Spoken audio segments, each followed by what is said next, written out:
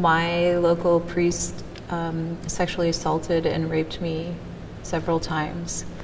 It started by going to his office and him wanting me to masturbate him and to perform oral sex on him. And it ended with vaginal penetration and multiple rapes for the next several months.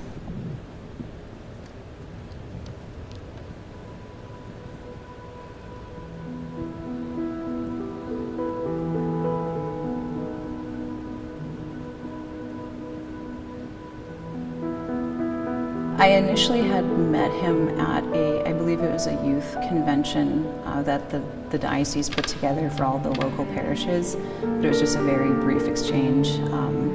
I had saw him briefly, and then I spoke to him more so later in that week after school. I had late practices, so I was there after school as well. And he had came out of his house, kitty corner from the church, and asked if he could look at the book that I was reading. And that was our first real introduction and my first experience of violence with him.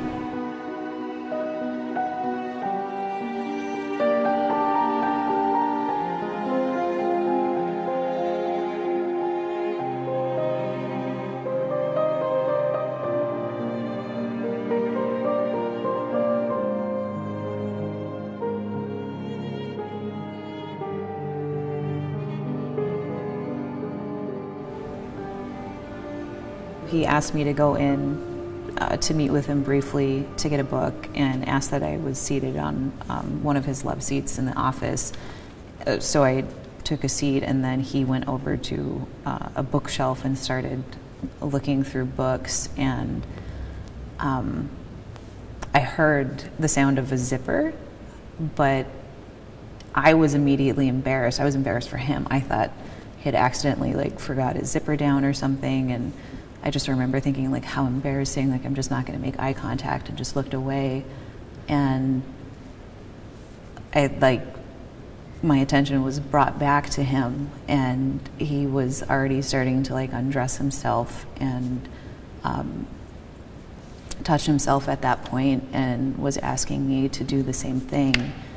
And I remember saying no, and that this was a sin, and that just being very confused. And I remember the priest collar coming off and being set on the side table next to the love seat that I was sitting on.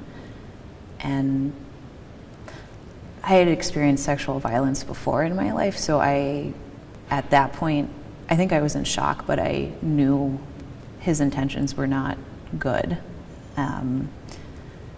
And then he proceeded to force me to have oral sex with him and intercourse at that point. And I just remember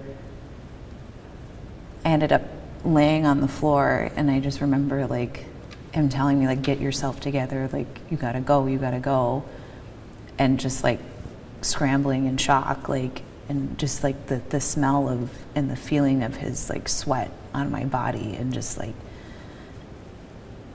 I couldn't get out of there fast enough, but I couldn't move. It was the weirdest combination. It's very hard to explain. And then just running to the school and getting in trouble because I was late and somebody had to do my lines, and but just the utter shock. It was I instantly lost my voice. I was instantly silent. I think I was so afraid of him. It's clearly no wasn't enough, and like I said, this man was making threats against my life. All I knew is that he was fully capable of following through with it. He was already seriously injuring me.